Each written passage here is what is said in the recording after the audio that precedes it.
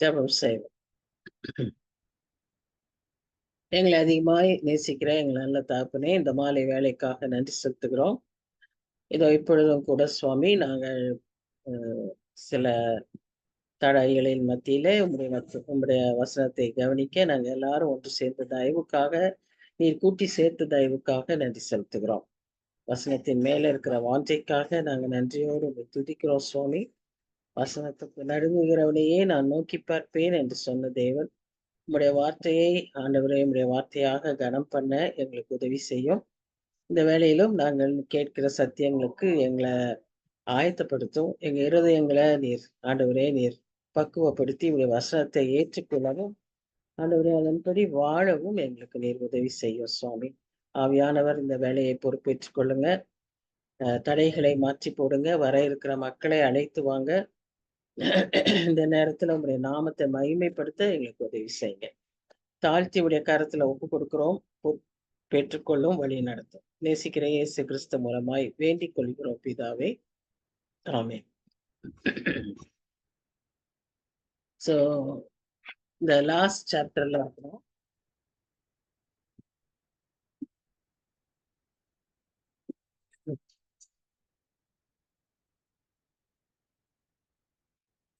Hebrews chapter 13. அதுல 9 வசனங்களை கடந்த வாரம்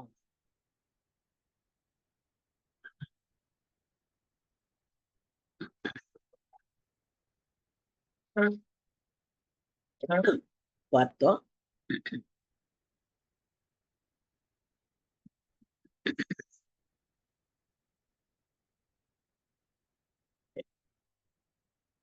இப்ப 10வது வசனத்திலிருந்து நாம் தியானிப்போம்.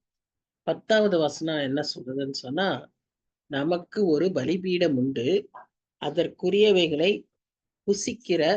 புசிக்கிறதற்கு கூடாரத்தில் ஆராதனை செய்கிறவர்களுக்கு அதிகாரம் இல்லை அப்படின்னு சொல்லி நாம இத வாசிக்கிறோம். இது என்னது புசிக்கிறதற்கு அப்படின்லாம் சொல்றது அப்படின்னு பார்த்தோம்னா, பழைய ஏற்பாட்டுல நாம லேவியராகமம் புத்தகத்துல, எண்ணாகமத்துல, உபாகமத்துல எல்லாம் இந்த பலிகளை எப்படி செலுத்தணும் அப்படிங்கிறத குறித்து நாம வாசிக்கிறோம். அதன்படி ஒரு சில பலிகளை ஆசாரியர்கள் புசிக்கக்கூடும்.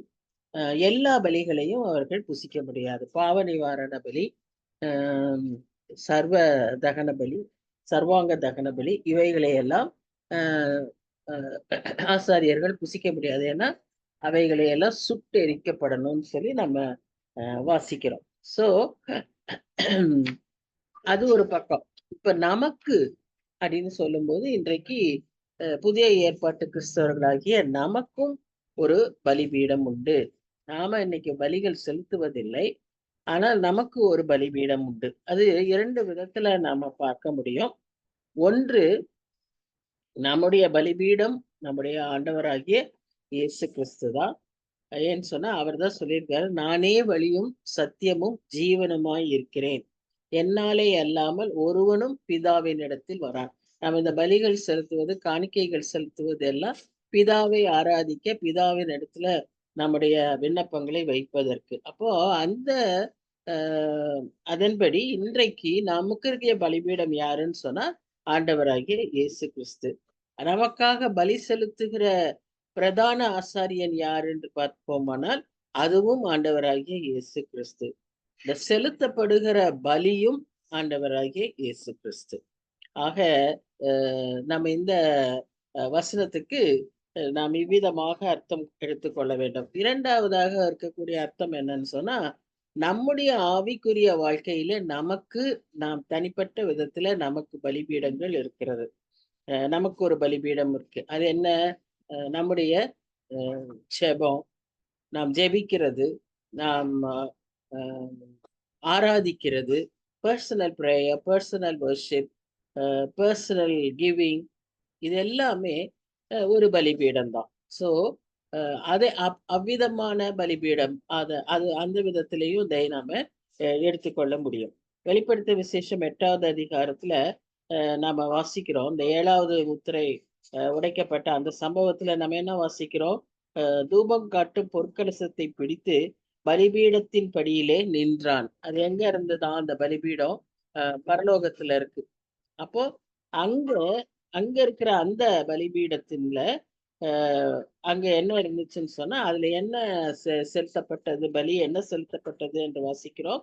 சகல பரிசுத்தவான்களுடைய ஜெபங்களோடும் செலுத்தும்படி மிகுந்த தூப வர்க்கம் அவனுக்கு கொடுத்தப்பட்டது. பரிசுத்தவான்களுடைய ஜெபங்களோடும் செலுத்தப்பட வேண்டிய தூப வர்க்கம்னு சொல்லி பார்க்கிறோம். அப்போ அந்த பலியாய் அங்கு செலுத்தப்பட்டது பரிசுத்தவான்களுடைய ஜெபம். அந்த பரிசுத்தவான்களுடைய ஜெபம் பரலோகத்துல ஜெபம் ஏறெடுக்கவே மாட்டாங்க. ஏன்னா பிதா அவர்களோட கூட இருக்கிறாரு.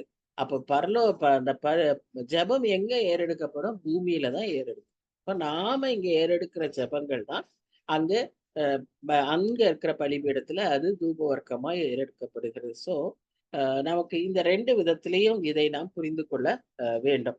இன்னும் இந்த புசிக்கிறதை குறித்தும் நாம் ஒரு விளக்கத்தை நாம் எடுத்துக்கொள்ளலாம். என்னன்னு சொல்லி பார்த்தோம்னா, இங்க நாம பூலோகத்துல இருக்கும்போது புதிய ஏற்பாட்டு கிறிஸ்தவர்களாக நமக்கு ஒரு பெரிய ஸ்லாக்கியம் இருக்கிறது. என்னன்னு சொல்லி பார்த்தீங்கன்னா, நம்முடைய பலியாகிய இயேசு கிறிஸ்துவின் சரீரத்தையும் இரத்தத்தையும் புசிப்பவும் பானம் பண்ணவும் நமக்கு ஒரு உடன்படிக்கையை கர்த்தர் ஏற்படுத்தி சென்றிருக்கிறார். மத்தேயு 26 நீங்கள் வாங்கி புசியுங்கள், இது என்னுடைய சரீரமா இருக்கிறது. 27 நீங்கள் இதிலே பானம் பண்ணுங்கள், இது என்னுடைய ரத்தமாய் இருக்கிறதுன்னு சொல்லி அவர் சொல்லுகிறதை நாம் பார்க்கிறோம். இதையே குறித்து 1 கொரிந்தியர் 11 நாம் வாசிக்கிறோம். யோவான் 6 54 என்ன வாசிக்கிறோம்னு சொல்லி பார்த்தீங்கன்னா, என் மாம்சத்தை புசித்து என் ரத்தத்தை பானம் பண்ணுகிறவனுக்கு நித்திய ஜீவன் உண்டு அப்படின்னு சொல்லி சொல்லப்படுகிறத நம்ம பார்க்கிறோம். ஆக இந்த உடன்படிக்கை புதிய ஏற்பாட்டு கிறிஸ்தவர்களாகிய நமக்கு பலியாகிய இயேசு கிறிஸ்து நமக்காக அதை ஏற்படுத்தி சென்றிருக்கிறார்.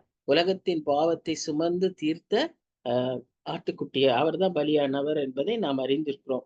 சோ என் ரத்தத்தை பானம் பண்ணுகிறவனும் என் மாம்சத்தை புசிக்கிறவனும் என்னிலே நிலைத்திருக்கிறான் என்று சொல்லி அதையும் நம்ம யோவான் எழுதின சுவிசேஷம் 6 இந்த முக்கியமான சில உண்மைகளை அங்கு குறிக்கப்பட்டிருக்கிறத நாம் பார்க்கிறோம்.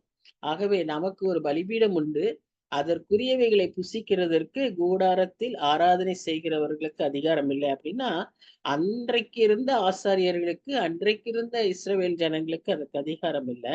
ஆனா அதெல்லாம் நமக்கு ஒரு ஸ்லாக்கியமாக இந்த புதிய உடன்படிக்கையின் மூலம் நாம் பெற்றிருக்கிறோம் என்பதை இங்க ஆக்கியோன் நமக்கு வலியுறுத்துகிறார்.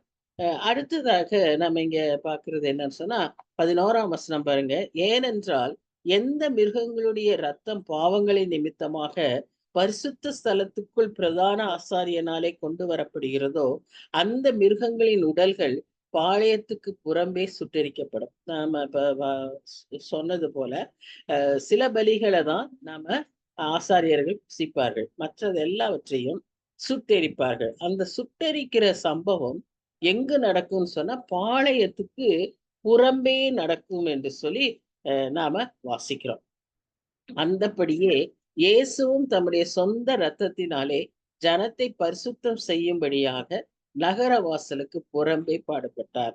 நமக்கு நல்லா தெரியும், இயேசு கிறிஸ்து கபாலஸ்தலம் அல்லது கொல்கதா என்று சொல்லப்பட்ட அந்த இடத்துலதான் அவர் சிலுவையிலே அறையப்பட்டார்.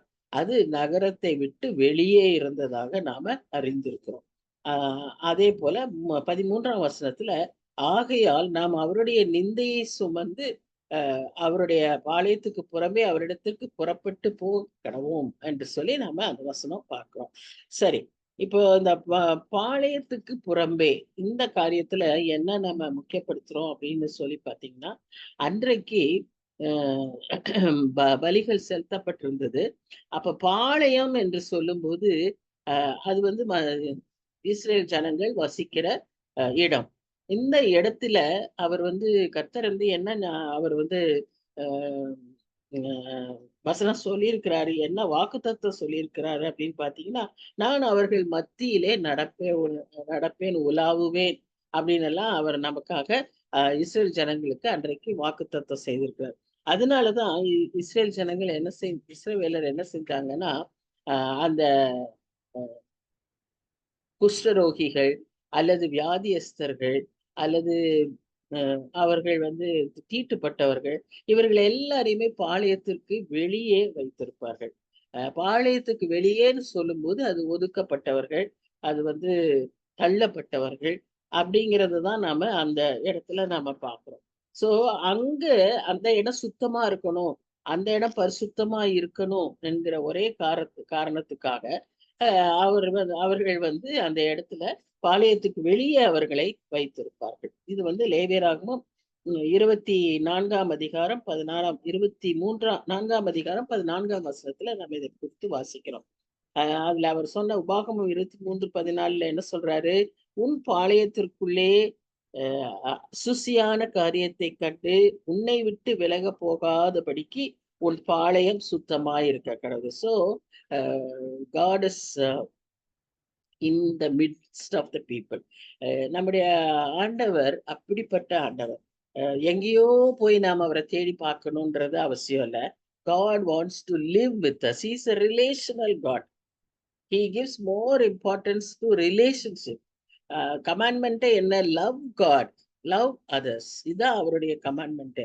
ஸோ அதனால நம்ம அவரை நம்மோடு கூட இருக்கிறதுக்கு தான் ஆதியிலிருந்தே அவர் விரும்பினது. அதனாலதான் இவங்க என்ன செஞ்சாங்க? பாளையத்திற்கு வெளியே பலியிட்ட காரியங்களை நம்ம பார்க்கிறோம். அதற்கு ஒரு முன்னடையாளமா தான் அதை செய்திருந்தாங்க.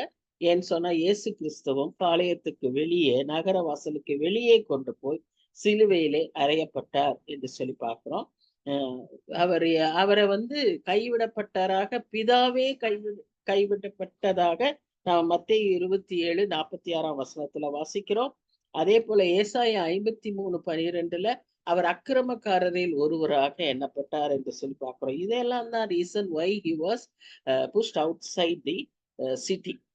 இந்த எருசலேம் பட்டணத்திற்கு வெளியே அவரை கொண்டு போய் பாடுபட்ட காரியத்திலிருந்து 3 முக்கியமான நிகழ்வுகள் நடந்தது. என்ன அது அப்படின்னு சொல்லி பார்த்தீங்கன்னா, முதலாவது இயேசு கிறிஸ்துவின் நாட்கள் வரைக்கும், அன்றைய வரைக்கும் எருசலேம் தேவாலயத்திலே நடந்து கொண்டிருந்த பலிகள் முடிவு பெற்றது. இவருடைய மரணத்தோடு அந்த பலிகள் முடிவுக்கு கொண்டு வரப்பட்டது. இரண்டாவதாக இதுல நடக்கிற இன்னொரு முக்கியமான காரியம் என்னன்னு சொல்லி பார்த்தீங்கன்னா, இனிமேல் ஏன் அது நிறுத்தப்பட்டது என்றால், கிறிஸ்துவே தன்னையே பலியாக கொடுத்ததினால், தானே முன்வந்து பலியாக voluntary, he gave himself voluntarily. அதனாலே நாம் என்ன செய்யறோம்? அந்த அந்த பலிகளுக்கு அவசியம் இல்லாமல் போய்விட்டது. மூன்றாவதாக நாம பார்க்கிற முக்கியமான ஒரு உண்மை என்னன்னு சொன்னா, கிறிஸ்துவை மேசியாவாக ஏற்றுக்கொள்ள வேண்டியவர்கள், ஏற்றுக்கொள்ள விரும்புகிறவர்கள் செய்ய வேண்டியது, அவர்கள் இந்த பாவ மன்னிப்பையும் ஆசீர்வாதங்களையும் நகரத்தை விட்டு வெளியே வந்தால்தான். நகரத்தை விட்டு வெளியே வர்றதுன்றதுக்கு சிம்பாலிக்கா என்ன சொல்றோம் அப்படின்னு சொன்னா, பழைய ரிச்சுவல்ஸை விட்டு, பழைய பிலீஃப்ஸை விட்டு, பழைய சடங்குகளை விட்டு, யூதர் பிரமாணங்கள் நம்ம அப்போஸ்தலர் நடவடிக்கைகள்ல பார்த்தோம்ல, அன்றைக்கு ஜூஸ் மத்தியில இது ஒரு முக்கியமான ஜென்டைல்ஸ்க்குன்னு அந்த they should become first juice and then only they can become Christians அப்படிங்கிற அந்த எண்ணங்கள், அந்த விதமான கோட்பாடுகள் இன்னும் பழைய நம்முடைய பர்சனலா எடுத்துக்கொள்ளணும்னா, பழையவைகள் எல்லாம் ஒளிந்து போயின, எல்லாம் புதிதாயின. இவ்விதமான ஒரு டிரான்ஸ்ஃபர்மேஷன் ஏற்பட வேண்டும் என்பதற்கு இது ஒரு அடையாளம். You have to come out of your old system, old belief, old life. அதைத்தான் இங்க நம்ம பாளையத்துக்கு புறம்பே வருவதை குறித்து நாம பார்க்கிறோம். இன்னும் இந்த 13ஆம் வசனத்துல ஒரு முக்கியமான ஒரு வார்த்தை இருக்கு. என்னன்னு சொன்னா, நாம அவரை பின்பற்றணும், நாம் அவருடைய பிள்ளைகள் ஆகணும், அல்லது அவரை ஏற்றுக்கொள்ளணும் அப்படின்னு சொன்னா 2 காரியத்தை நாம செய்வதற்கு ஆயத்தமாகணும். ஒன்று, அவருடைய நிந்தையை சுமக்க ஆயத்தம். Christian life is a thorny life. It is not a bed of roses. It's very, very difficult. ஏன்னு சொன்னா, we have to bear the reproach of Christ. இரண்டாவதாக, நம்முடைய பழைய விட்டு வெளியே வரணும். whichever was comfortable, whichever was safe for us, we have to leave that and come away from that. அதனால தான் நம்ம லூக்கா 9ஆம் அதிகாரம், மத்தேயு 16ஆம் அதிகாரம், மார்க் புஸ்தகத்துல எல்லாமே நம்ம என்ன வாசிக்கிறோம்னு சொன்னா, ஒருவன் என்னை பின்பற்றி வர விரும்பினால் அவன் தன்னைத்தான் வெறுத்து சிலுவையை எடுத்துக்கொண்டு என்னை பின்பற்ற கடவன். அப்போ நாம அவரை பின்பற்றும் பொழுது it is not an easy life. Discipleship is costly. You have to pay the cost of discipleship. அது நம்ம ஈஸியா எடுத்துக்கொள்ள முடியாது. அவருடைய பாடுகளுக்கு நாம் பங்காளிகள் ஆக வேண்டும். அப்பதான் நம்ம பாக்கியவான்கள்னு சொல்லி பார்க்கிறோம். மத்தேயு 5ஆம் அதிகாரத்துல அநேக சுபாவங்களை குறித்து அதுல நம்ம எப்படி பாக்கியவான்கள் ஆகிறோம் என்று பார்த்தோம். இந்த பேதுரு என்ன சொல்றாருன்னா, அவருடைய பாடுகளுக்கு நாம் பங்காளிகள் ஆகும்போது நாம் பாக்கியவான்கள் ஆகிறோம் என்று சொல்லி பார்க்கிறோம். சோ இந்த உலகத்துல நமக்கு அநேக உபத்திரவம் உண்டு. இயேசுவுக்குள் தேவ பக்தியாய் நடக்கிற மனுஷர் நிச்சயமா என்ன செய்வாங்களா, யாவரும் துன்பப்படுவார்கள்னு பவுல் தீமோத்தேயுக்கு சொல்லியிருக்கார். 2 தீமோத்தேயு 3ஆம் அதிகாரம் 12ஆம் வசனத்துல. சோ இந்த 4 வசனங்களும் நமக்கு முக்கியமான சில ஆவிக்குரிய உண்மைகளை, நம்முடைய கிறிஸ்தவ வாழ்வுக்கான அடிப்படை சத்தியங்களை சொல்லுவதாக நாம் பார்க்கிறோம். இதை நாம ஏற்றுக்கொள்ள வேண்டும். ஏன்னு சொன்னா, for every individual there should be an altar. அது கிரேஸ்னால நாம் பெற்றுக்கொண்ட alter. It is not by rights, it is not by heritage, ancestry. அதெல்லாம் கிடையாது. It is only by, not even by your own good works, it is by grace. நீ ஆண்டவரை இரட்சகராய் ஏற்றுக்கொள்ளும் போது நீ உன் வாழ்க்கையில உனக்கு அவருக்கு செலுத்துகிற ஒரு பலிபீடம் உண்டு. அந்த பலிபீடத்தை நம்ம சரியா புரிஞ்சுக்கொள்ளணும். அது நமக்கு தகுதியே இல்லாத ஒரு சிலாக்கியம், ஒரு உரிமை, அன்டிசர்வ்டு அப்ரூவல் ஆஃப் அஸ். கர்த்தர் தன்னுடைய மிகுந்த இரக்கத்தினாலும் தயவினாலும் கிருபையினாலும் நமக்கு அதை கொடுத்திருக்கிறார் என்று சொல்லி நம்ம அதை வாசிக்கிறோம். It is not according to the Levitical system. So அங்க ஒவ்வொருத்தரும் அவங்கவுங்க அந்த அந்த அந்த கோத்திரத்துல இருக்கணும். அதுல அப்படியே பரம்பரையாக வழி வழியாக அன்செஸ்டர்ஸ் இதோட வரணும்.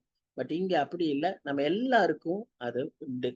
நம்முடைய ஆல்டருடைய முக்கியமான பலிபீடத்தை எதை நினைவு கூர்ந்து நம்ம வாழ்க்கையில பலிபீடமாய் நம்ம வைத்திருக்கிறோம்னு சொன்னா, அது ஆண்டவர் மரித்த சிலுவை. That is the centre piece of the Christian gospel. 1 கொரிந்தியர் 1ஆம் அதிகாரம் 18 24, 1 கொரிந்தியர் 2ஆம் அதிகாரம் 1-5 வசனங்களிலும் நாம் அதை வாசிக்கிறோம். ஸோ திஸ் பலிபீடம் அல்லது altar is the cross of Lord Jesus Christ, but never should we make it as a what should I say, once again as an idol. We should never make this as an idol. So the cross தான் அப்படின்னு சொல்லி கிராஸை முக்கியத்துவப்படுத்துறது அல்ல. நமக்கு பலி இயேசு கிறிஸ்து, பலியானவர் இயேசு கிறிஸ்து, பலிபீடமும் இயேசு கிறிஸ்து, பிரதான ஆசாரியரும் இயேசு கிறிஸ்து. ஏன்னா அவர் தன்னைத்தானே வாலண்டரியா அந்த பலிக்குள் உட்படுத்தி அந்த கிரயத்தை செலுத்தி நமக்கு பாவ மன்னிப்பாகிய ரட்சிப்பை தந்திருக்கிறார். இதை நாம் ஏற்றுக்கொள்கிறோம், அவ்வளவுதான். இதுல அடையாளங்களும் ஒரு சிம்பல்ஸும் சயின்ஸ் எல்லாம் நமக்கு முக்கியம் அல்ல.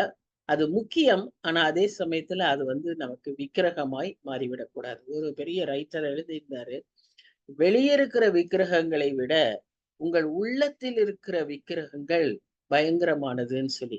அதனால எதையுமே நம்ம உள்ளத்துல ஒரு விக்கிரகமாக நம்ம மாற்றிவிட கூடாது. நமக்குள்ள நம்முடைய வாழ்க்கையில எதுவுமே விக்கிரகமாக மாறிவிட கூடாது. இது வலியுறுத்தி சொல்லப்படுகிற ஒரு காரியம். இப்ப நான் சொன்னது போல ஜீசஸ் சஃபர்ட் அவுட்சைட் த கேட். நகர வாசலுக்கு புறம்பே அவர் தள்ளப்பட்டார். அங்கதான் அவர் சோ நம்ம கிறிஸ்தவ வாழ்க்கையில கிறிஸ்துவுக்காக நாம் வாழும்போது, கிறிஸ்துவுக்காக நாம் பணி செய்யும் போது நிச்சயமாக நம்முடைய வாழ்க்கையில நிந்தை வரும், அவமானங்கள் வரும், கண்ணீர் வரும், பாடுகள் வரும். ஆனா அவைகளை எல்லாம் நாம் ஏற்றுக்கொண்டு நாம் என்ன செய்யணும்? அதற்கு ஆயத்தமாக இருக்கணும். அப்பதான் நாம் அவரை பின்பற்ற முடியும். In bearing his reproach, we face great difficulty and suffering. But the good news is, for those who bear his reproach, this world is the worst they will ever have it. எப்ப இந்த உலகத்தை விட்டு நாம பரலோகத்துக்கு போவோம்னு தான் நாம இருப்போம். ஆனா அவருடைய அந்த நிந்தையை சகிக்க மாட்டாதவர்களுக்கு the best whatever they can have is this world only. They will not get the future world, the city that is yet to come. அது நமக்கு வராது. ஆபிரகாம் காலத்திலிருந்தே அந்த பரமதேசத்தை நாடி 11ஆம் அதிகாரத்துல நம்ம வாசிக்கிறோம். அதை நாடி அதன் மேல நோக்கமாய் இருந்துதான் அவங்களுடைய விசுவாச வாழ்க்கையெல்லாம் நடத்தியிருந்தாங்க. நாமும் அப்படி வாழத்தான் அழைக்கப்படுகிறோம். நமக்கு ஒரு பரலோக தேசம் உண்டு, நமக்கு ஒரு நாடு உண்டு. அந்த நாட்டுக்காக அதுக்காக நம்ம முயற்சிக்கணும். இங்க நமக்கு ஒரு இடம் உண்டு, நமக்கு ஒரு இடம் வாங்கணும் அப்படின்னா நம்ம எவ்வளவு பிரயாசப்படுகிறோமோ அதை விட நாம் அங்கு சென்று பர்மனண்டா, ஏன் சொன்னா நமக்கு குடியிருப்பு இங்க இல்ல, நம்முடைய குடியிருப்பு எல்லாம் பரலோகத்துலதான்.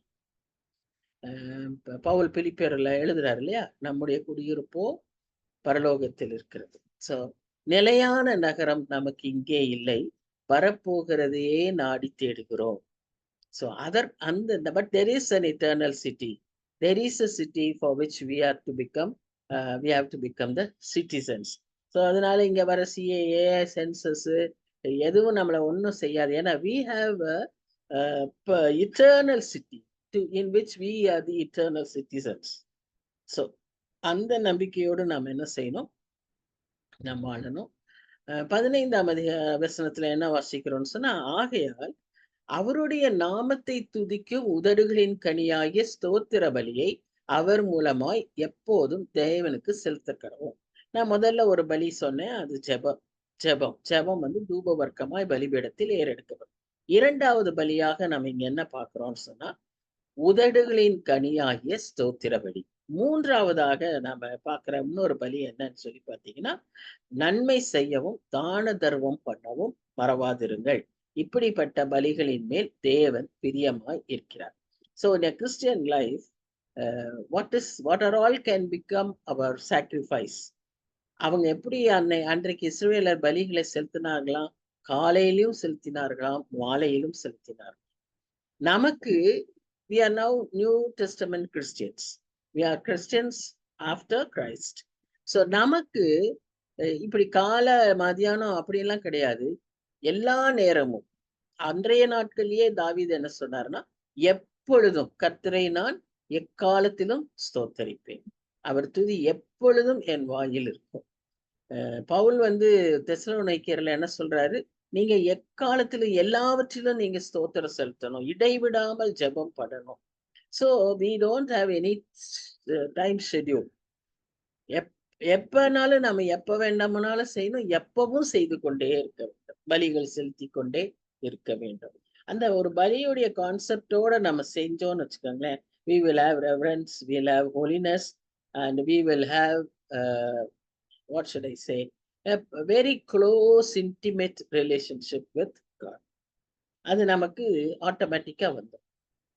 ஸோ அப்படி ஒரு வாழ்க்கைக்கு தான் நம்மை கர்த்தர் அழைக்கிறார். நாம் வாழவும் அவசியமா இருக்கிறது. ஏனென்றால் சீக்கிரமாய் அவர் வரப்போகிறார். அன்றியும் நன்மை செய்யவும் தானம் தர்மம் செய்யவும் மறந்துடாதீர்கள் சொல்றார். இந்த நிலையான நகரம்னு சொல்லி ஒரு பிக்டோரியல் ரெப்ரசன்டேஷன். இப்படிதான் இருக்கும்னு யாரும் சொல்ல முடியாது. யாராலையும் இந்த மாதிரிதான் இருக்கும்னு நம்ம நினைக்க முடியாது. But it is a city which descends from heaven. அப்படிதான் யோவான் அதை பார்க்கிறார். வெளிப்படுத்தல் விசேஷத்துல நம்ம அதை பார்க்கிறோம். அந்த மாதிரி ஒரு நகரம் நமக்கு ஆயத்தப்படப்பட்டிருக்கு. அதனாலதான் யோவான் 14ஆம் அதிகாரத்துல நாம வாசிக்கிறோம். என்ன சொல்றாரு, நான் போய் உங்களுக்காக வாசஸ்தலத்தை உண்டு பண்ணுவேன் அப்படின்னு அவர் சொல்றாரு இல்லையா. அது இதுதான், நமக்காக அங்க ஒரு நகரம் இருக்கிறது. So we have an altar we have a high priest, so we should always offer sacrifices, not the bloody sacrifices of the old covenant. காளை, ஆடு, புறா, இப்படி, not the bloody sacrifices of the old covenant, but the sacrifice of praise, which is considered as the fruit of our lips. So the praise that pleases God is a sacrifice of praise, in that it may be costly or inconvenient. நமக்கு எப்பவும் அதை செலுத்துவதற்கு ஒருவேளை ரொம்ப ஃபேவரபிளா இருக்காது. அது அது அது சில சில சமயத்துல அதற்கு கூட நாம கிரயம் செலுத்த வேண்டியவர்களாய் இருக்கும். அது நம்மை பாதிக்கிறதாய் இருக்கலாம். எல்லா சூழ்நிலையிலும் நம்ம கர்த்தரை துதிக்கணும்னு சொல்லும்போது நமக்கு நஷ்டம் ஏற்படும் போது, தனிமை ஏற்படும் போது, சோர்வு ஏற்படும் போது, இழப்பு ஏற்படும் போது, ஏமாற்றங்கள் வரும்போது நாம துதிக்கிறது அவ்வளவு சுலபம் அல்ல.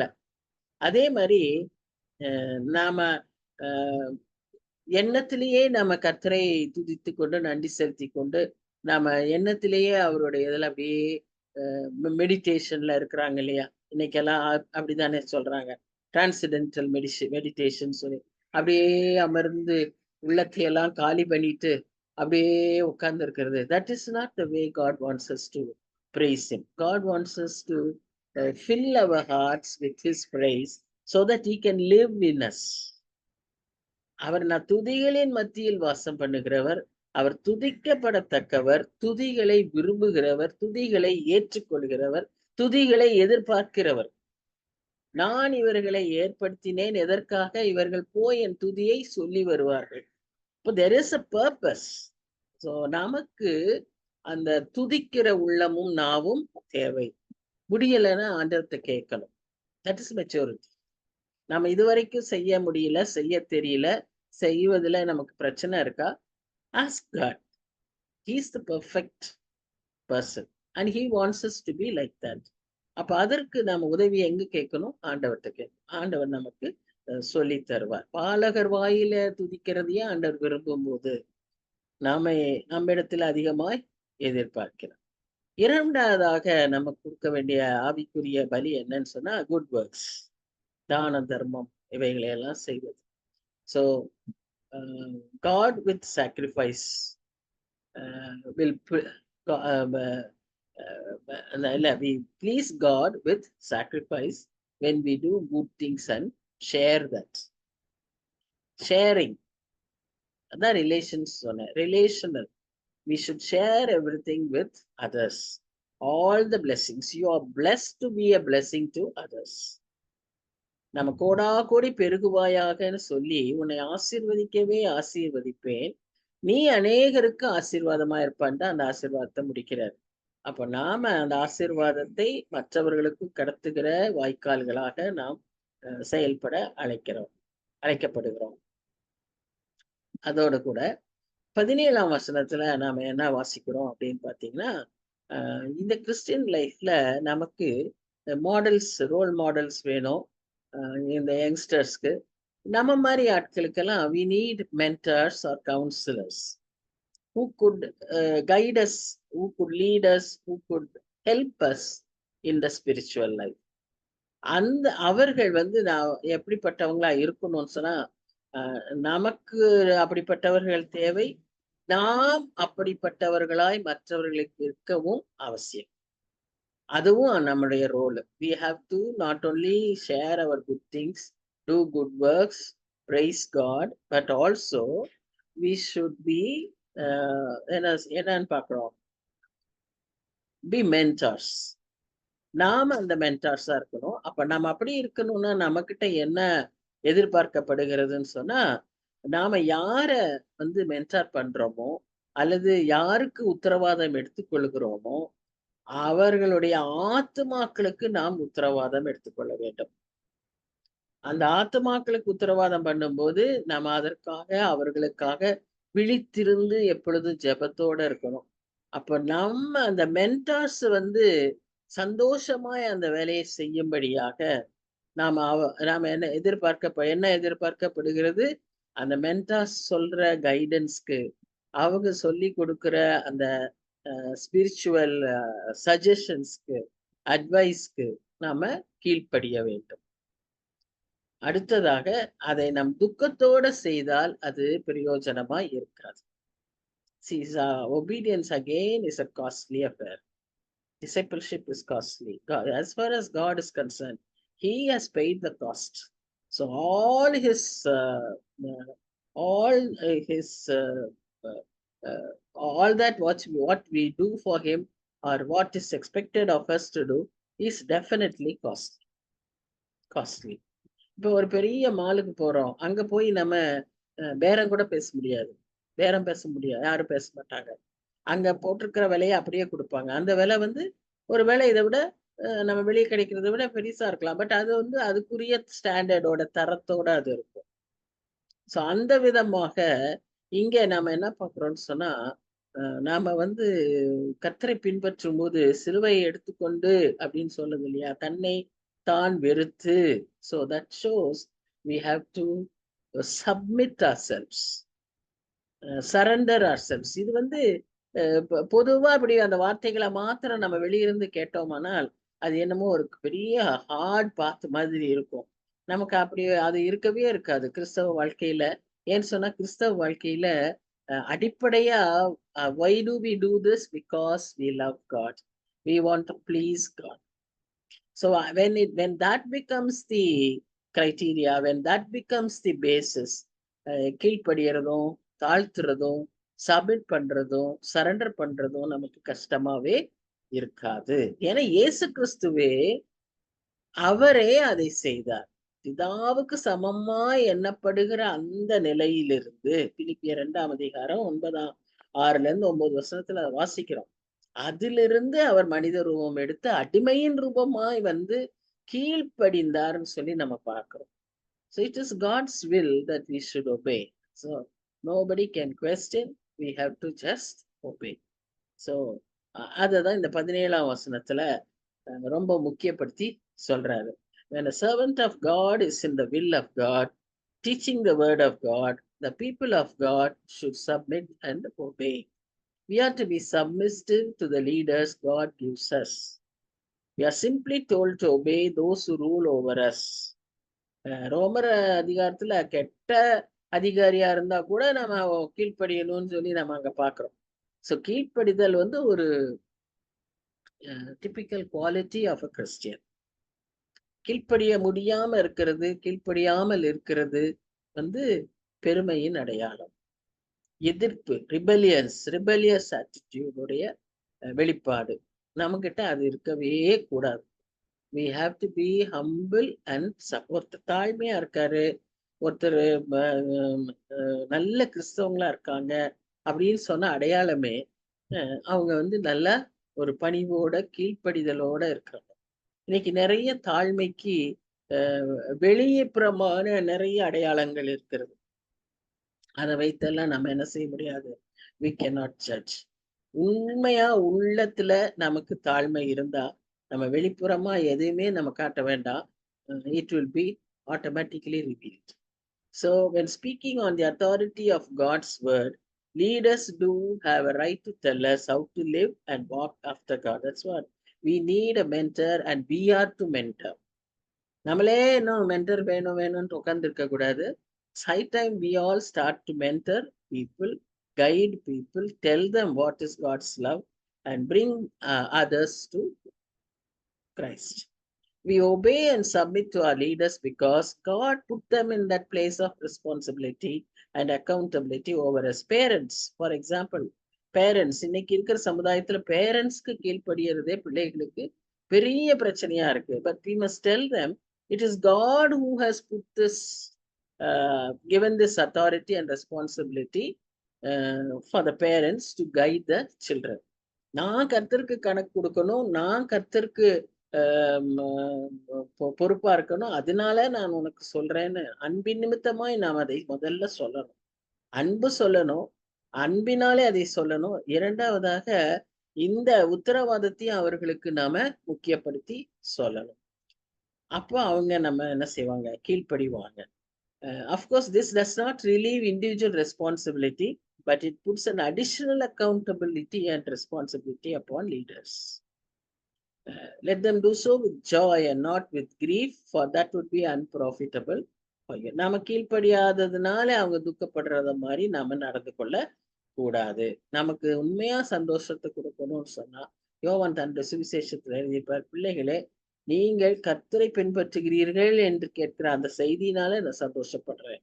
So parents should be happy because the children are in Christ. அதுதான் நமக்கு ரொம்ப முக்கியம்.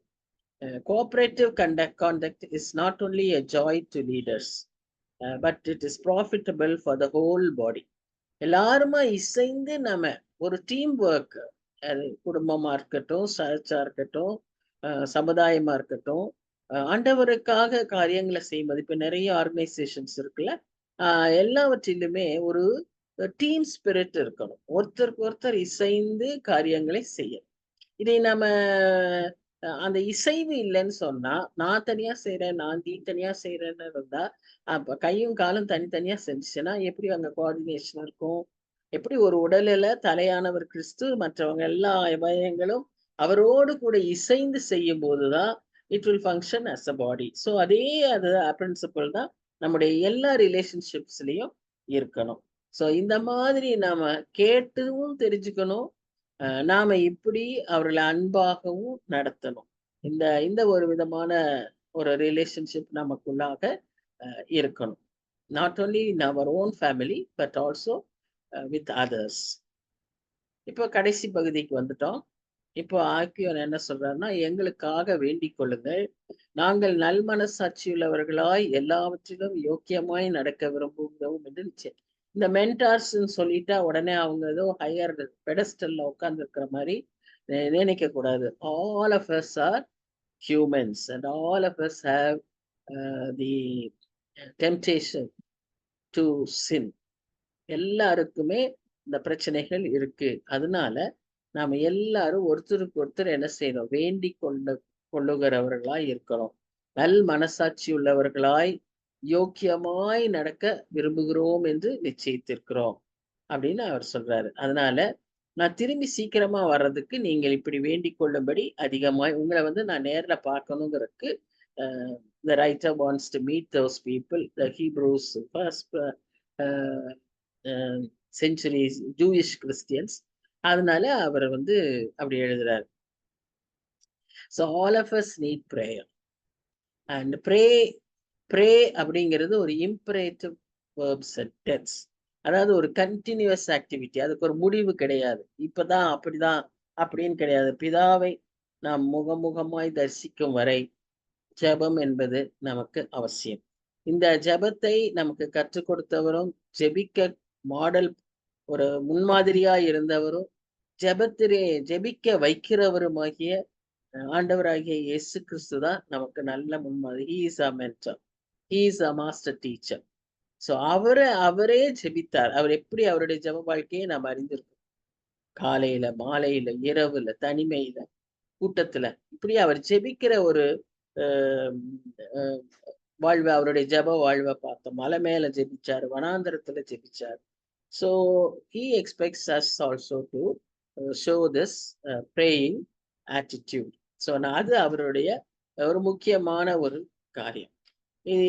இப்போ இங்க அவர் இந்த ஆக்கியோன் இந்த மக்களை பார்க்கறதுக்கு வர்றதுக்கு தடை இருந்ததுனால அவர் என்ன சொல்றாருன்னா, pray for me so that இந்த தடைகள் எல்லாம் மாறணும், நான் இதை விட்டு இதாகணும்னு சொல்லி அவர் அங்க சொல்றாரு.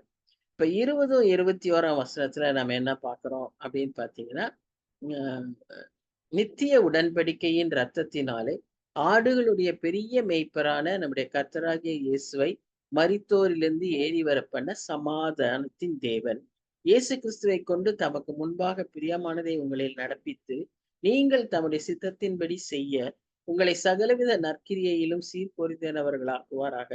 அவருக்கு என்றென்றைக்கு மகிமை உண்டாவதாக. ஆமென். இதுல 2-3 வார்த்தைகளை நம்ம முக்கியப்படுத்தி பார்க்கணும். அதாவது அந்த உடன்படிக்கை, அந்த ரத்தம், அந்த பெரிய மேய்ப்பர். சரி, இந்த ஆசீர்வாதத்துல நாம என்ன பார்க்கிறோம்னா, எபிரேயருடைய இந்த புஸ்தகத்துல, அவர் நிருபத்துல அவர் எழுதியிருந்த எல்லா அடிப்படை சத்தியங்களையும் ஒன்றாக்கிட்டாராக. சமாதானம் சொல்றாரு, உயிர்த்தெழுந்த இயேசு கிறிஸ்துவை பற்றி சொல்றாரு, ரத்தத்தை பற்றி சொல்றாரு, அதனால் ஏற்பட்ட புதிய உடன்படிக்கையை பற்றி சொல்றாரு, அதன் விளைவாக ஏற்பட்ட ஆவிக்குரிய முதுமை முழுமையை பற்றி அவர் அங்க சொல்றாரு. இப்போ அதே சமயத்துல அவர் இன்னொன்றையும் சொன்னார். என்ன அது? மேய்ப்பர். இந்த மேய்ப்பரை குறித்து சொல்லும்போது முதலாவது நாம் அக்செப்ட் பண்ணோம், we are the sheep. நாம் தான் ஆடுகள் என்பதை நாம் ஒவ்வொருவரும் மேய்ப்பர்களாகி விட முடியாது. நாம் ஆடுகள். கிறிஸ்து தான் நம்முடைய மேய்ப்பர். The Lord is my shepherd. அப்போ வேத வசனங்கள் ஒருவேளை இப்ப நம்ம நான் அப்படி சொன்னோன்னா அது தாவீது பாடின பாட்டு தாவீதுக்கு தான் பொருந்தும், நமக்கு எப்படி பொருந்தும் அப்படின்னா, வேத வசனங்கள் எக்காலத்திற்கும் உரியவைகள். அது ஜீவனுள்ள வசனங்கள். அது எல்லா நேரத்திற்கும் எல்லா சமயத்துக்கும் அது பொருந்தினவைகள். அநேக வசனங்கள் வரப்போகிற காரியங்களை குறித்து சொல்லியிருக்கிறது. அநேக வசனங்கள் நடந்து நிகழ்ந்த காரியங்களை நமக்கு வலியுறுத்துகிறது. அதன் மூலமாய் நாம் கற்றுக்கொள்ள வேண்டிய பாடங்களை சொல்லித் தருகிறது. எல்லா வசனங்களுமே நாம் நிகழ்காலத்துல ஆண்டவரோடு வாழக்கூடிய வாழ்க்கையை குறித்து சொல்லுகிறது. அதனால வேத வசனங்கள் எக்காலத்திற்கும் பொருந்தினவைகள். இப்போ ஆஸ் அ குட் ஷெப்பர்ட் நம்ம யோவான் 10ஆம் அதிகாரத்துல வாசிக்கிறோம். நானே நல்ல மேய்ப்பன் தன் ஆடுகளுக்காக ஜீவனை கொடுக்கிறார். 10:11 அதை வாசிக்கிறோம். அதே சமயத்துல இந்த அதிகாரத்துல இங்கேயே நம்ம இந்த வசனத்துல என்ன வாசிக்கிறோம்? பெரிய மேய்ப்பர், அவர் கிரேட் ஷெப்பர்ட். அவர் இன்னைக்கும் எங்க இருக்காரு? நமக்காக உயிர்த்தெழுந்து, ஜீவனை விட்டு உயிர்த்தெழுந்து பரலோகத்துல நமக்காக பரிந்து பேசும்படி அவர் அங்கே உட்கார்ந்து இருக்கிறார். பெரிய மேய்ப்பர். ஒரு மேய்ப்பர்னு சொல்லும்போது ஆடுகளை குறித்து அவர் கவலை உள்ளவராய் இருப்பார். கரவல் ஆடுகளை ஒரு விதமா நடத்துவாரு. நல்ல ஆடுகளை அவர் ஓட்டி செல்வாரு. சில ஆடுகளை அவர் தூக்கி செல்வாரு. இப்படியெல்லாம் நாம மேய்ப்பரை குறித்து நாம் வேதத்துல பல இடங்களில வாசிக்கிறோம். ஸோ இங்கேயும் அவர் எப்படி நமக்கு பெரிய மேய்ப்பராய் இருக்கிறார் என்று சொல்லி நாம் பார்க்கிறோம். அதே போல 1 பேதுரு 5ஆம் அதிகாரம் 4ஆம் வசனத்துல அவர் பிரதான மேய்ப்பராய் chief shepherd, he will come as a chief shepherd அப்படின்னு சொல்லி நாம இங்க பார்த்தோம். ஸோ நம்ம இந்த இடத்துல முக்கியப்படுத்துற காரியம் என்னன்னு சொன்னா, நமக்கு 3 விதத்துல தன்னுடைய அந்த மேய்ப்பனின் பணியை அவர் செய்கிறவராய் இருக்கிறார். நாமும் மற்றவர்களை இந்த மேய்ச்சலுக்குள்ளாக கொண்டு வந்து கர்த்தரை இவ்விதமாய் நாம் அவரை வெளிப்படுத்தணும். நாம் அவரை பற்றி நாம் மற்றவர்களுக்கு சொல்ல வேண்டியவர்களா இருக்கிறோம். என்ன அப்படின்னு பாத்தீங்கன்னா, இப்போ பெரிய மேய்ப்பன் அப்படின்னு சொல்லி நம்ம பார்க்கிறோம்.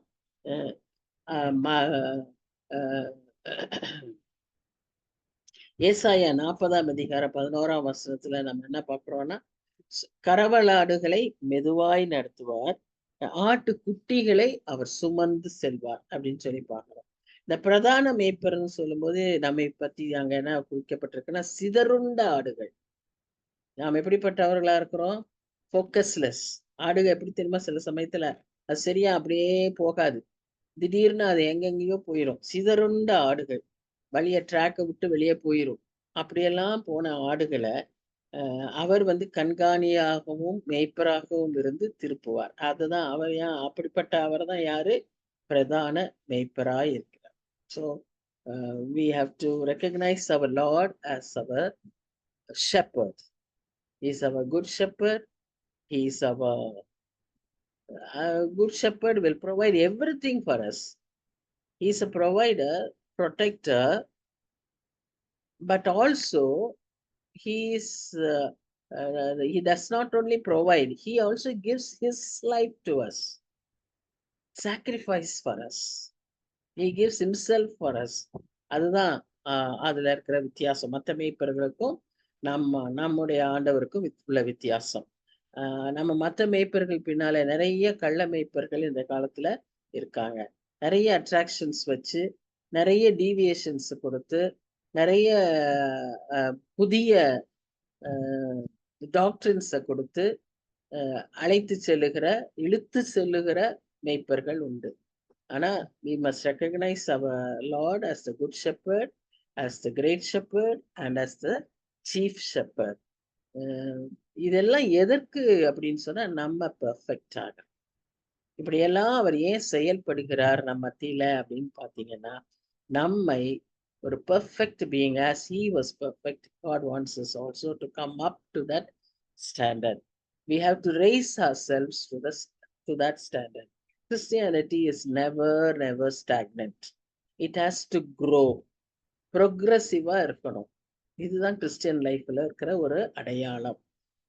அப்படியே அமர்ந்து அப்படியே ஒரு மந்த நிலைமை இருக்குமானால் நமக்குள்ள ஏதோ கோளாறு, நமக்குள்ள வளர்ச்சி இல்லைன்னு அர்த்தம். இப்போ ஒரு குழந்தைக்கு வளர்ச்சி இல்லைன்னா நம்ம மால் நியூட்ரிஷன் சொல்றோம், டிசீஸ்ன்னு சொல்றோம். அதுதான் நம்முடைய நிலைமையும், நம்முடைய ஸ்பிரிச்சுவல் லைஃப்லயும் நம்ம அப்படிப்பட்டவர்களா இருப்போம். இப்போ நமக்கு உள்ள நம்முடைய வாழ்க்கையில நம்ம எப்படி இருக்கணும்னா மெச்சூரிட்டி வரணும். அதற்கு ஆண்டவர்கிட்ட தான் நம்ம கற்றுக்கொள்ளணும். அவரை தான் நம்ம மாஸ்டர் டீச்சரா வச்சுக்கணும். அதுக்கான வார்த்தை தான் என்ன, கிரேக் வார்த்தை என்னன்னு போட்டிருக்கு, கட்டாரிசோ. கட்டாரிசோ அப்படின்னும் போது அதுக்கு அர்த்தம் என்னன்னா to equip. To equip. Grace உடைய இன்னொரு டெஃபினிஷன் என்ன, to enable. Not just giving to the unmerited person, a favor to the unmerited, but more towards growth. நமக்கு வளர மெச்சூரிட்டியில we understand grace as enablement. God enables us to do. God equips us to do. Now there's a difference. He is making us to do and he is training us to do. So equip, enable, all this through grace. So he can work in us and he can work through us. அதற்கு தான் நம்ம உருவாக்கிட்டு இருக்கிறார்.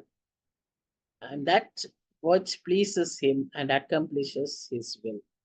ஃபைனலா அல்டிமேட்டா என்ன, நம்முடைய வாழ்க்கையில அவருடைய சித்தமும் திட்டமும் நிறைவேற வேண்டும். இதுதான் அவருடைய முழு நோக்கம்.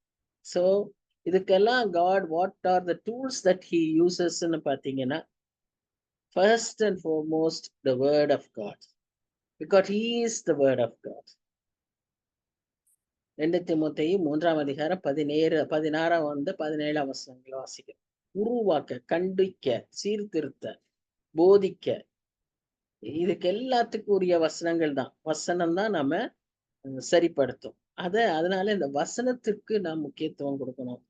Priority should be for the word of God. நம்முடைய லைஃப்ல யோசிச்சு பார்க்கணும், what is our priority today? What do we give more importance every day? Every day in life in general போக வேண்டாமே, டெய்லியே நம்மளுடைய ஒவ்வொரு நாளிலுமே எது நம்முடைய பிரதானமாய் இருக்கிறது, எதற்கு நாம் அதிக முக்கியத்துவத்தை கொடுக்கிறோம்? இரண்டாவதாக the second tool with which is equipping us is 1 தெசலோனிக்கேயர் 3ஆம் அதிகாரம் 10ஆம் வசனத்தில் வாசிக்கும்படி ஜெபம்.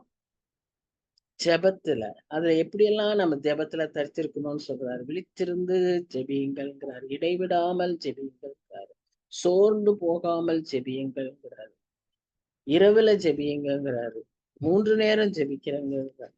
So we have to pray always. மூன்றாவதாக முக்கியமா சொல்லுகிற காரியம் என்னன்னா ஐக்கியம், fellowship. Fellowship of the believers. Fellowship of the believers. You can have friendship with others, but fellowship can be only with the believers. அப்பதான் உங்களுடைய ஆவிக்குரிய வாழ்க்கை செழிப்பா இருக்கும். புல்லுள்ள இடங்கள், இந்த ஃபெலோஷிப் தான் புல்லுள்ள இடங்கள். ஜெபந்தான் அந்த தண்ணீர், அமர்ந்த தண்ணீர், still waters. God leads us to all these green pastures and still waters. அந்த எக்யூப் பண்றார், ஆடுகளை எக்யூப் பண்றார். ஸோ அதற்கு நாம விட்டு கொடுக்கணும், அதற்கு அதை நாம பயன்படுத்தி கொள்ளணும். நான்காவதாக individual mentors to equip us and mentors. Every one of us need such kind of mentors. Whomever you may recognize, it can be in your family, they can be in your church, in your friend circle, fellowship circle, whatever may be, but you need a mentor. at any age. As we grow, it is for sharing. When we are young, it is for us to learn. So the fellowship is very much needed.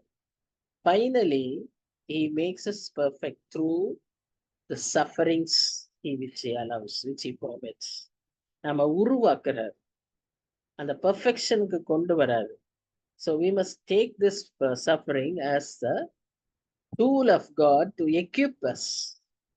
God uses this suffering for various reasons, various purposes. This is also one of the purpose in which he wants us to equip for a betterment, for perfection, towards perfection. So இதையும் நாம கற்றுக்கொள்ள வேண்டியவர்களாய் இருக்கும். இதுல நித்திய உடன்படிக்கைன்னு ஒரு வார்த்தை இருக்கு இல்லையா, எவர்லாஸ்டிங் கவனன்ட். இது உலக தோற்றத்திற்கு முன்பாகவே ஏற்படுத்தப்பட்ட உடன்படிக்கை. இந்த உடன்படிக்கை திருத்துவ தேவனுக்கு அந்த 3 persons in the Trinity அவர்களுக்குள்ளாக இருக்கிற அந்த உடன்படிக்கை, அதனுடைய வெளிப்பாடு மீட்பு, நம்முடைய மீட்பு, பாவ மன்னிப்பும் நம்முடைய மீட்பும். அதற்கான கிரயம் சிலுவை மரணம். அதனுடைய ஜெயத்தின் அடையாளம் உயிர்த்தெழுதல். இது நமக்கு கொடுக்கப்படுகிற ஸ்லாக்கியம். So this everlasting covenant we should understand. So there is a goal, there is a purpose in everything that we undergo and that we read in the Bible. அது நித்திய உடன்படிக்கை, ஆதி காலத்திலிருந்து அது ஏற்படுத்தப்பட்ட God's plan. We have to understand that much. இதுல ரொம்ப நம்ம deal பண்ணி நம்மளால விளங்கலைன்னா, let's wait for some time. God will, who equips us, will teach us. Through his word, he will teach us. We have to learn through him, only through him. So இந்த மற்ற இடங்களில இதை பற்றி பேசியிருக்கிற வசனங்களெல்லாம் நம்ம இங்க பார்க்கிறோம். வெளிப்படுத்தல் விசேஷத்துல, எபேசியர்ல, 2 தீமோத்தேயு, இந்த வசனங்களிலெல்லாம் நாம் அதை குறித்து வாசிக்கிறோம். நித்திய உடன்படிக்கை. அடுத்தது 22ஆம் அதிகாரத்துல 22ஆம் வசனத்துல என்ன சொல்றாருன்னா, முடிக்க போறாரு. அதனால இங்க என்ன சொல்றாரு, சகோதரரே, நான் சுருக்கமாய் உங்களுக்கு எழுதின இந்த புத்திமதியான வார்த்தைகளை நீங்கள் பொறுமையாய் ஏற்றுக்கொள்ளும்படி வேண்டிக் கொள்கிறேன். So it is his request. அடுத்ததா அவர் சொல்றது, சகோதரனாகிய தீமோத்தேயு. இதையும் ஒரு காரணமா பவுல் இதை எழுதியிருக்க முடியாது அப்படின்னு சொல்றாரு. ஏன்னு சொன்னா, தீமோத்தேயுவ எல்லா இடத்துலயும் அவர் குமாரன்னு சொல்றாரு. He accepts him as his son. ஆனா இங்க அவர் சொல்றாரு சகோதரன்னு சொல்றாரு. அடுத்தது இத்தாலியா நாட்டுல இருந்துன்னு பாக்குறோம். இவர் இங்க இத்தாலியில இவர் இம்ப்ரிசன் ஆயிருந்தாருன்னு சொல்லி பாக்குறோம். அது நம்ம பவுல் கடிதங்கள்ல எங்கேயுமே நம்ம பார்க்கல. பவுல் ரோமாபுரியில இருந்தப்போ he was under house arrest and Timothy was along with him, helping him to write those letters. அப்போ அதனால நம்ம Timothy himself was imprisoned நம்ம அங்க பாக்குறதே இல்லை. இவர் சொல்றாரு, விடுதலையாக்கப்பட்டான் என்று அறிவீர்களாக. அவன் சீக்கிரமாய் வந்தால் அவனுடனே கூட நான் உங்களை காண்பேன். So அவருடைய desire to write the word of exhortation to encourage the discouraged Christians. The purpose, first initial purpose என்னன்னு சொன்னா, நமக்கு இது எல்லா விதத்திலும் பொருந்துகிறது. நாமும் இதிலிருந்து நிறைய நாவிக்குரிய லெசன்ஸ் எடுத்துக்கொள்கிறோம்.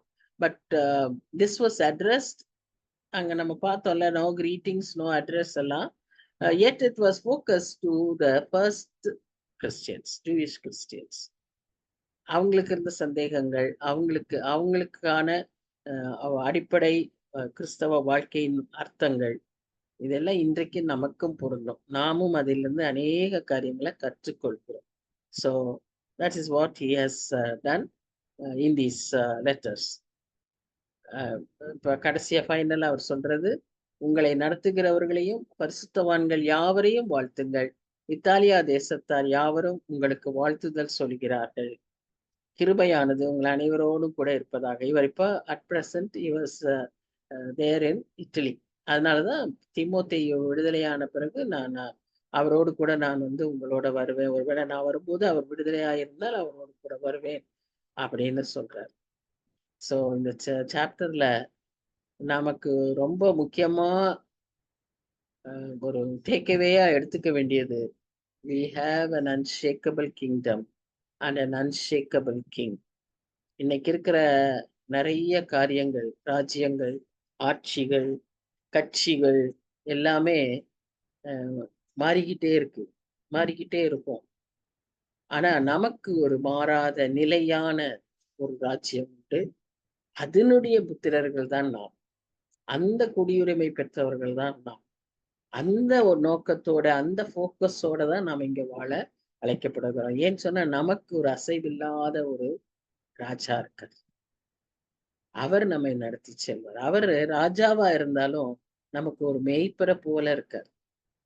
ஒரு நல்ல மேய்ப்பராக, ஒரு பிரதான மேய்ப்பராக, ஒரு பெரிய மேய்ப்பராக, தன்னையே பலியா கொடுத்தவராக அவர் நமக்கு இருக்கிறார்.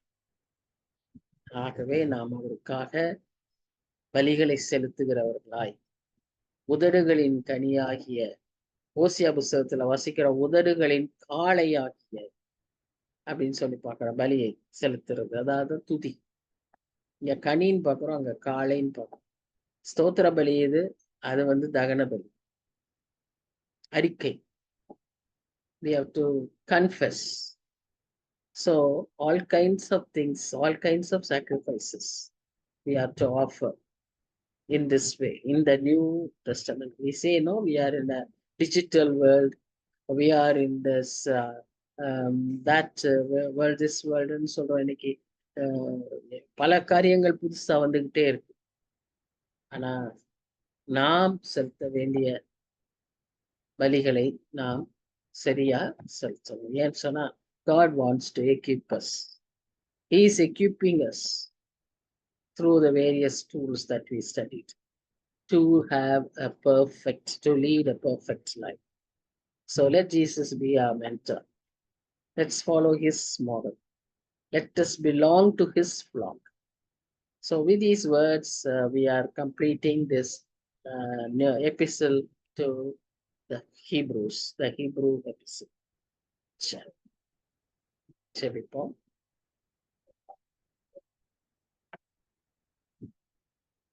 நல்ல ஆண்டவரே, துதிக்கிறோம், ஸ்தோத்திரிக்கிறோம். இந்த நல்ல நேரத்துக்காக நன்றி செலுத்துகிறோம்.